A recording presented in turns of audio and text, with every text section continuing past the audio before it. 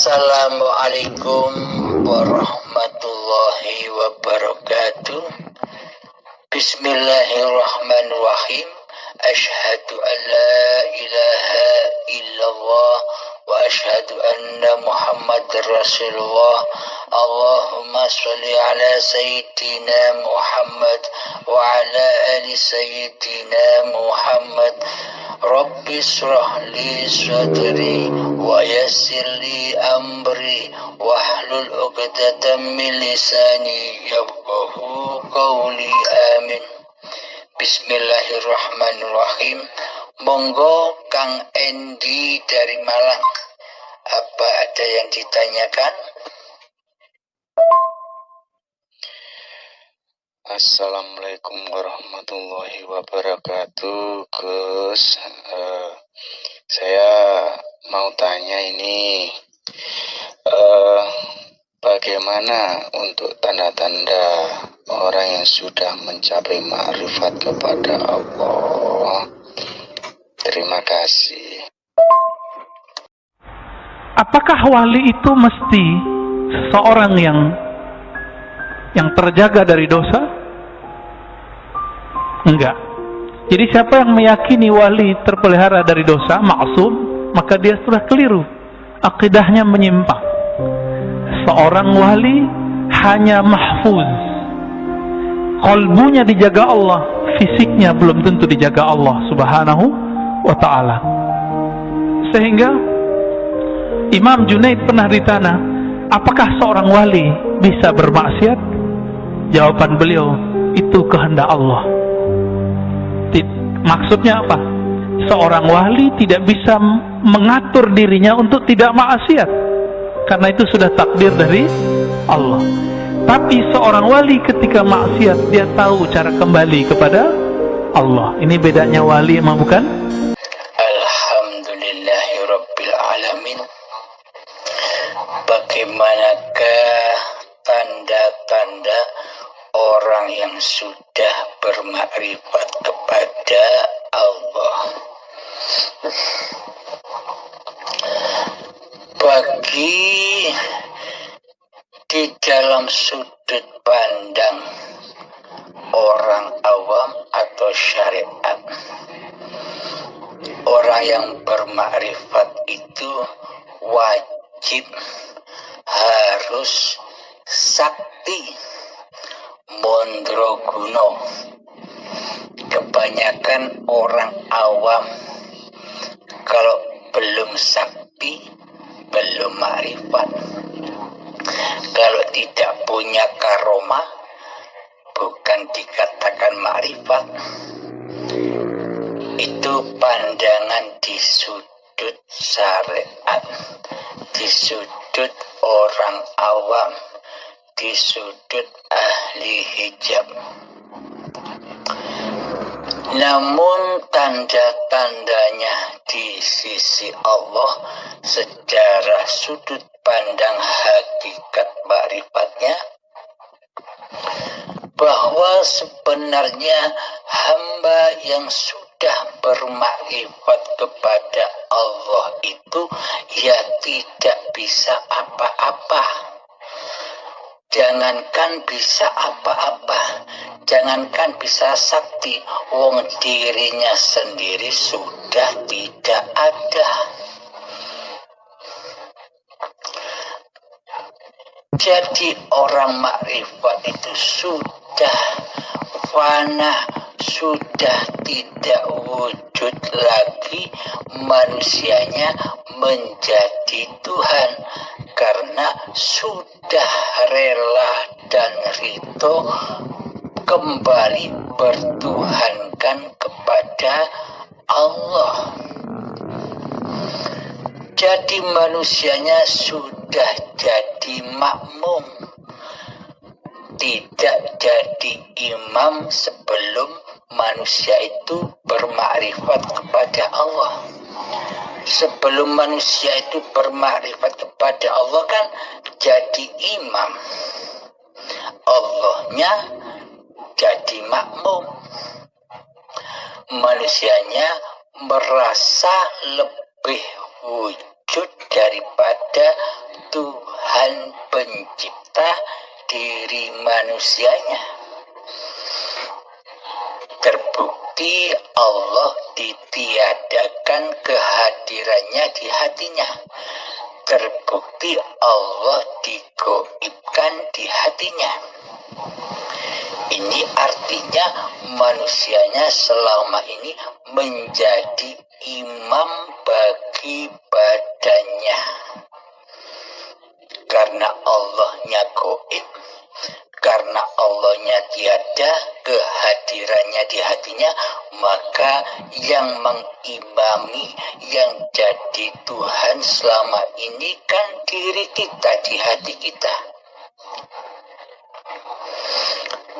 Kenapa semua ini terjadi? Kenapa kita mentuhani diri kita sendiri selama ini? Sebabnya adalah kita belum beragama di sisi Allah. Di sisi manusia kita sudah beragama. Kelihatannya agama-agama badaniyah, agama-agama simbol Islam di badan kita. Bertuhannya pun juga Allah, tapi Allahnya Allah tulisan. Yang dizikiri Allah, Allah tulisan. Yang diingat di hatinya Allah, Allah tulisan. Tulisan Allah itu makhluk, bisa dilihat, bisa ditulis, bisa disentuh. Tapi yang bernama Allah, yang mempunyai nama Allah itu beda dengan namanya. Contoh, ketika Anda menulis nama saya Abdul Halim, kira-kira tulisan nama saya itu sama enggak dengan body saya? Kan beda. Tulisan nama beda dengan si pemilik nama. Contoh lagi, mana mungkin kita bisa mengenal Allah, mana mungkin kita bisa mengingat Allah, mana mungkin kita bisa berzikir kepada Allah sementara kita belum kenal Allah, sementara kita tidak pernah jumpa sedikit pun, sedetik pun dengan Allah. Pasti hati kita akan tersesat. Ilustrasinya begini. Setelah Anda kenal saya, nama saya Abdul Halim. Terus setiap hari, setiap detik Anda zikiri nama saya sampai sebut di hati Anda Abdul Halim, Abdul Halim, Abdul Halim, Abdul Halim, Abdul Halim, Abdul Halim. Akan tetapi Anda tidak pernah berjumpa dengan saya. Ketika kita berjamaah di Masjid Malang Kota, kita berdempetan, berdekatan. Kira-kira Anda kenal enggak dengan saya? Kalau saya ini Abdul Halim yang biasa Anda sebut setiap hari, setiap saat, setiap detik. Ketika badan saya dengan badan Anda berdempetan ketika berjamaah di masjid, kira-kira Anda mengenali saya? Meskipun Anda mengenal nama saya? Kan tidak kenal. Anda hanya tahu nama saya, tapi tidak kenal dengan saya. Karena Anda tidak pernah berjumpa dengan saya sedetik pun. Nah, sama halnya dengan Allah. Kita selama ini nyebut-nyebut nama Allah. Allah, Allahu, Allahu, Allah. La ilaha illallah, subhanallah, walhamdulillah, wa la ilaha illallah, wallahu akbar. Tapi kita pemilik nama Allah. Maka selamanya kita takkan pernah bisa mengingat Allah kecuali hanya namanya. Selamanya kita takkan pernah bisa menyembah dan mengabdi kepada Allah kecuali hawa nafsulah yang berkedudukan menjadi Allah di hati kita. Kita merasa bahwa kitalah yang berzikir, kita merasa bahwa kitalah yang sholat, kita merasa bahwa kitalah yang ibadah, kita merasa bahwa kitalah yang bisa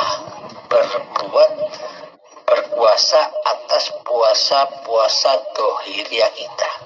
Semuanya diakui kitalah sebagai pemiliknya. Lah ini kan prakteknya di hati kita bukan lillahi ta'ala, akan tetapi linafsi, milikku hamba. Bagaimana kita bisa mengabdi kepada Allah? Bagaimana mungkin kita bisa mempersembahkan seluruh ibadah kita kepada Allah sedang kita belum kenal Allah, sedang kita tidak tahu alamat kemana ibadah-ibadah ini kita haturkan. Akhirnya hawa nafsu membakar semua itu. Sejak detik-detik akhir balik tiba sampai setua ini, semuanya hangus terbakar di dalam hawa nafsu kita sendiri, di dalam linafsi kita sendiri selama ini. Maka dari itu tanda-tandanya orang yang sudah ma'rifat kepada Allah adalah orang-orang yang sudah tahu dirinya sendiri. Orang-orang yang sudah bermakrifat akan kedudukan siapa sih manusia ini. Kedudukannya di mana sih? Sifat-sifatnya bagaimana sih? Sifat-sifat manusia itu adalah seluruh manusia itu sifatnya adalah kebalikan dari sifatnya Allah. Akan tetapi berhubung selama ini kita tidak mengenal Allah, maka kitalah yang jadi Allah. Kita tidak terasa, kita tidak menyadari bahwa selama ini kitalah yang menjadi Allah. Ya enggak? Nah, setelah kita menyadari akan pentingnya bertuhan, maka makrifati dulu diri kita. Man arafa nafsahu, barang siapa bermakrifat kepada diri sejatinya, maka faqad arafa rabbahu, maka ia akan bermakrifat kepada Tuhannya. Jadi sesungguhnya manusia ini adalah kebalikan dari Allah. yakni sifat manusia ini ada di dalam sifat muhalnya Allah. Cobalah buat monumen sifat diri manusia kita. Buatlah monumen yang besar, tulis di situ: 1, sifatku hamba ini Adam, panah. 2, sifatku hamba ini al-maut, mati. Nah, selama ini kan yang merasa wujud, yang merasa ada, yang merasa hidup kan diri kita. Itulah maknanya selama ini yang jadi Allah, yang merasa jadi Allah, yang merasa jadi Tuhan, yang merasa jadi Gusti adalah diri kita sendiri selama ini. Akan tetapi kita tidak menyadarinya. Ketika kita sudah sadar, maka persembahkan lagi amanah-amanah yang diembankan oleh Allah kepada kita, yakni amanah Allah kepada kita itu apa? Alastu birabbikum, apakah aku ini Tuhanmu, kata Allah. Qalu bala syahidna, iya engkaulah Tuhanku ya Allah, dan kami selalu menyaksikanmu dimanapun kami berada. Tugas kita di dunia ini hanya satu, yakni hanya menyaksikan Allah. Wa ma khalaqtul jinna wal insa illa liya'budun. Tidak kujadikan jin dan manusia kecuali hanya untuk mengabdi kepadaku. Mengabdi itu jika diartikan di babakan syariat, yang melaksanakan perintah-perintah Allah secara badaniah, secara syariatnya badan, sholat, puasa, zakat, haji, dan sebagainya. Akan tetapi makna abdun, makna mengabdi di sisi Allah itu adalah menyaksikan Allah di dalam segala tindak lakunya badan. Di dalam sholat juga menyaksikan Allah lah yang mensolatkan. Di dalam puasa juga menyaksikan Allah lah yang mempuasakan. Ketika zakat menyaksikan Allah lah yang menzakatkan. Ketika haji menyaksikan bahwa Allah lah yang memperjalankan badan ini untuk haji. Jadi seluruh amaliannya berpulang rojiun kepada Allah. Inilah yang dimaksud lillahi ta'ala. Inilah tanda-tanda orang yang bermakrifat kepada Allah, dengan ditandai sudah fanahnya diri manusianya, sudah matilah diri manusianya. Yang wujud, yang hidup, yang kuasa hanya Allah subhanahu wa ta'ala, yakni hidup inilah Allah. Bismillahirrahmanirrahim.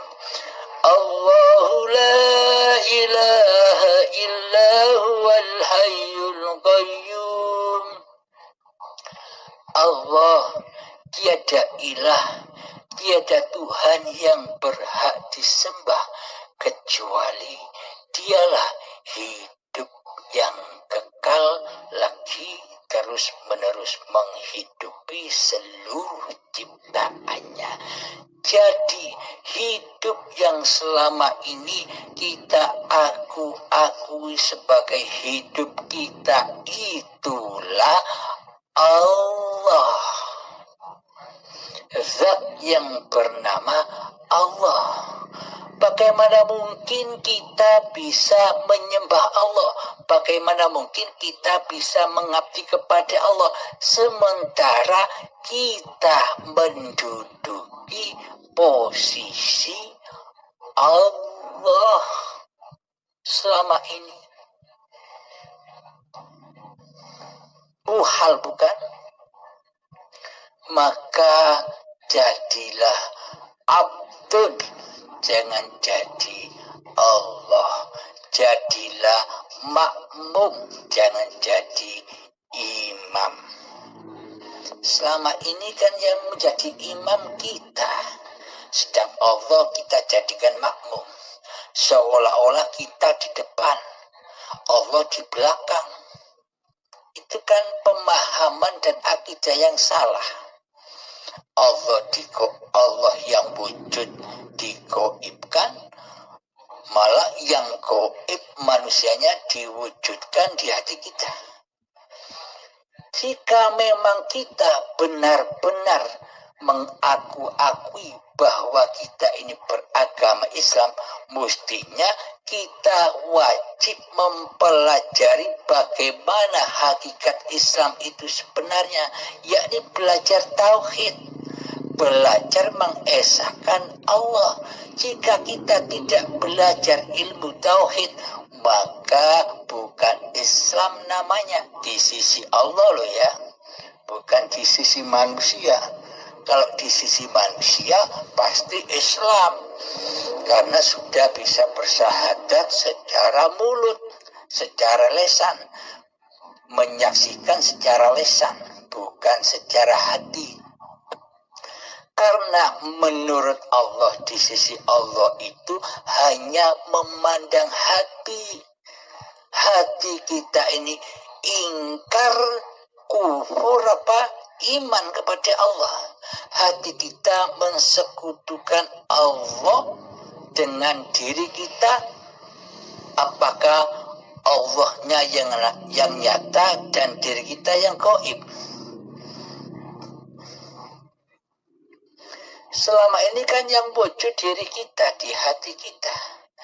Maka tanda-tandanya orang yang bermakrifat itu adalah dengan cara begini, yang simpel begini. Dulu selama ini kita mentiadakan Allah di hati kita, kita menggaibkan Allah di hati kita.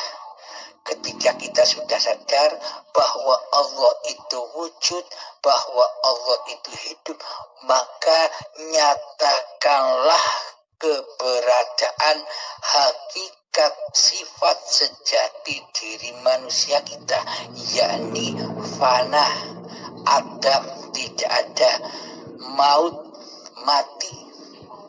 Maka matikanlah dirimu sebelum datang matimu.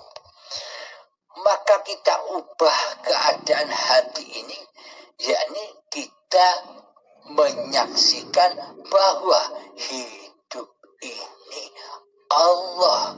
Jadi namanya hidup ini bukan Endi lagi.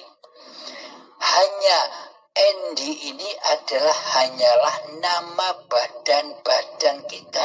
Abdul Halim ini namanya badan. Badan yang dituhani itu, yang dituhani Allah. Ya, hidup inilah Allah. Jadi namanya jiwa, namanya nyawa, namanya hati, namanya roh adalah hidup. Yakni hidup inilah Allah.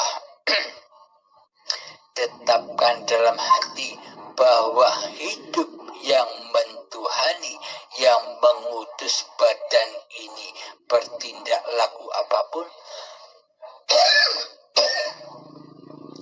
datangnya dari Allah semata. Inilah yang dimaksud bertuhan.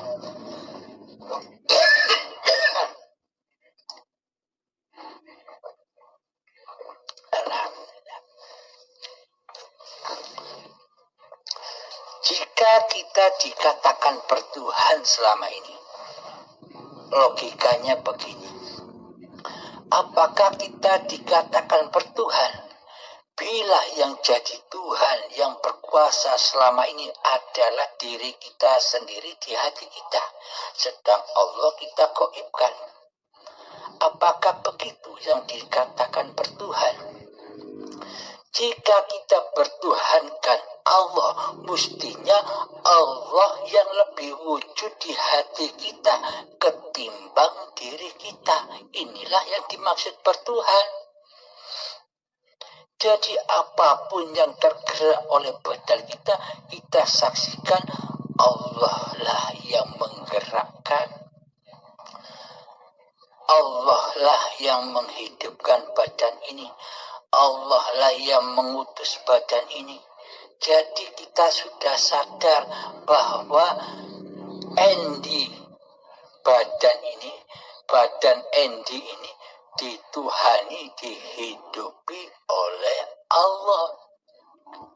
Jadi sesuai dengan dalil seluruh manusia bahwa aku hidup dihidupi oleh Allah, oleh Tuhan. Karena manusia tidak punya sifat hidup. Mana mungkin manusia bisa hidup? Jika manusia punya hidup sendiri, buat apa Allah menghidupi manusia?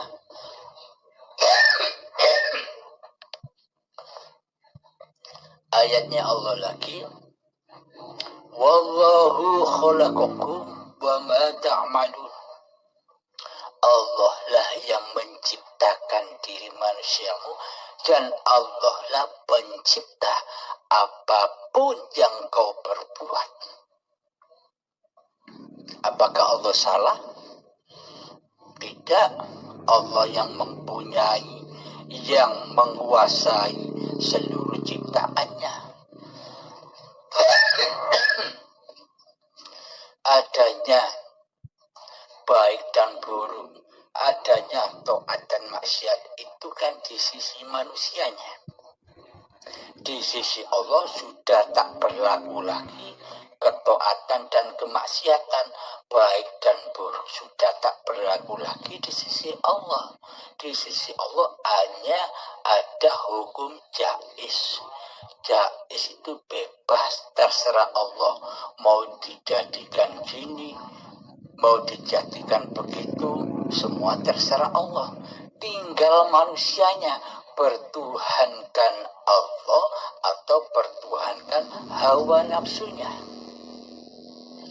Jadi kembali lagi kepada pertanyaan, bagaimanakah ciri-ciri orang bermakrifat itu?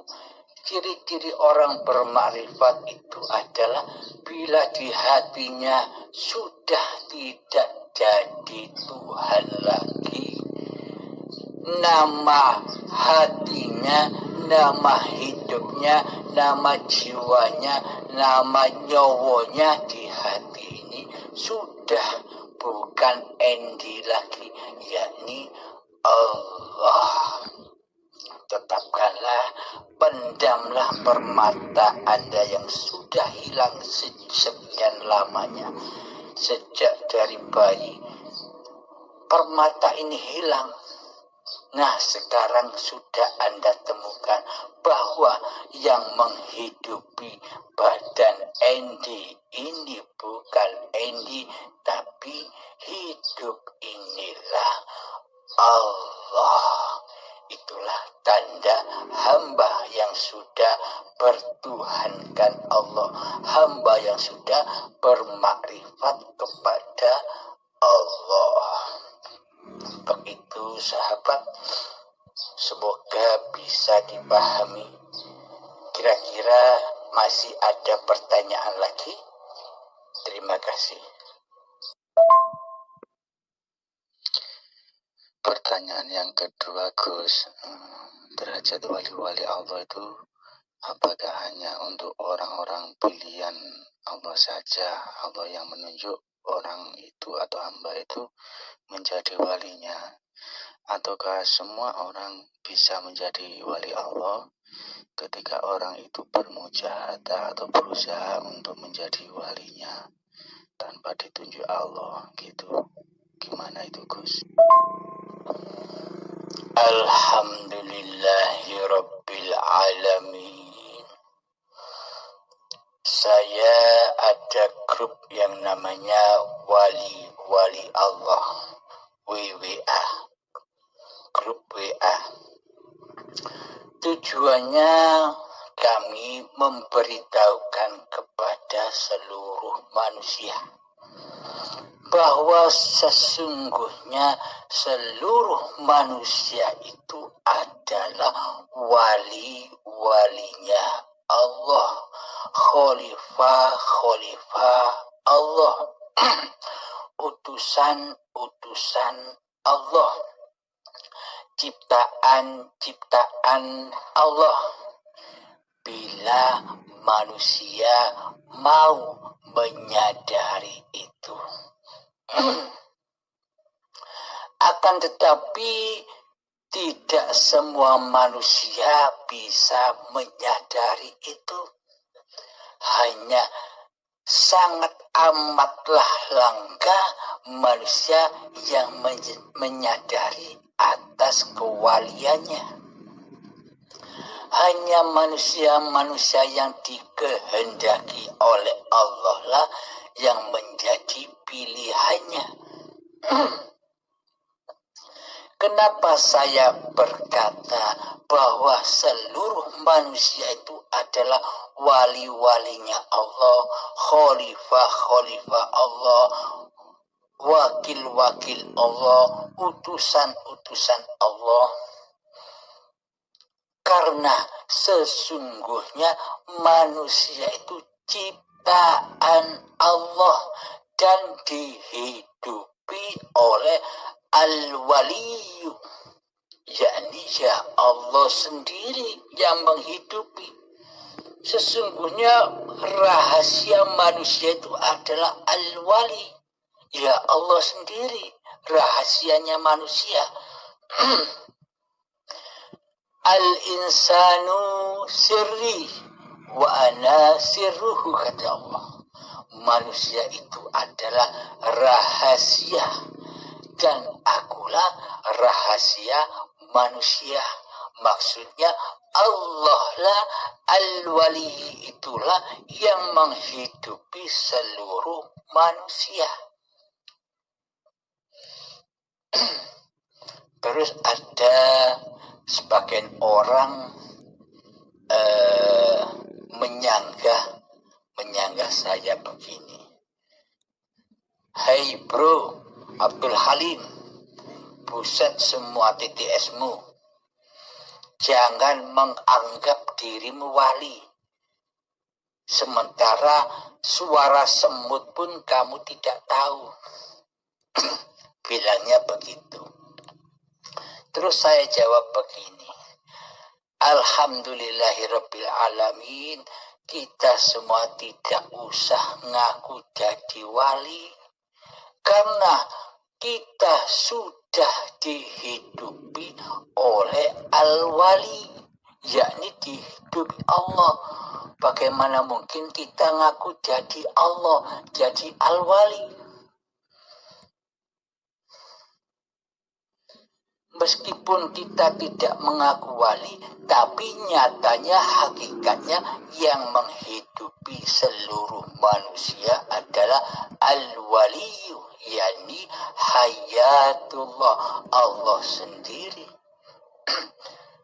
Bagi manusia yang sudah menyadari itu, maka seluruh ibadahnya akan diterima langsung oleh Allah. Karena apa? Karena bukan ibadahnya manusia, bukan syariatnya manusia. Karena sudah berwalikan Allah yang mensyariatkan badan-badan Al-Wali, ya Allah sendiri. Maka dari itulah amal ibadahnya menjadi amal soleh. Karena lillahi ta'ala, karena bukan tidak diakui sebagai syariat manusianya, karena manusianya tidak mungkin bisa bersyariat tanpa Al-Wali, tanpa Allah pencipta diri manusia kita. Inilah yang dimaksud manusia, seluruh manusia itu sejatinya Al-Wali, Waliullah. Jadi ketika manusia datang ajalnya nanti kembali kepada walinya, yakni Allah. Demikian sahabat. Namun sangat amatlah langka di dunia ini manusia-manusia yang mencari Tuhannya. Mayoritas manusia di dunia ini hidup hanya mencari dunia, hanya mencari harta daripada mencari yang menguasai, yang menciptakan dunia dan harta. Jika Anda kepingin kaya raya, jadikanlah Al-Ghani sebagai Tuhan, sebagai wali kita.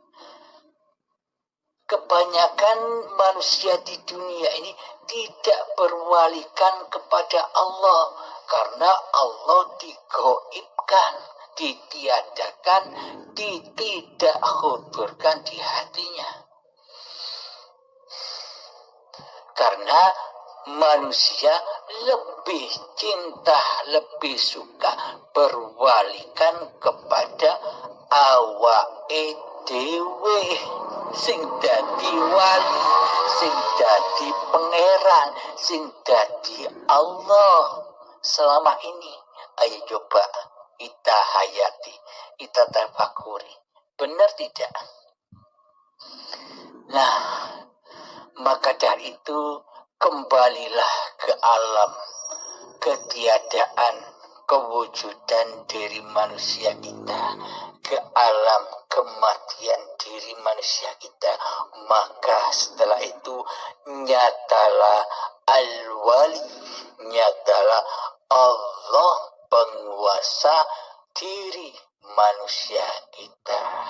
Jadi kita sudah tak kuasa lagi sebagai manusia, kita dikuasakan oleh al-wali, oleh hayatullah, oleh Allah pencipta diri kita.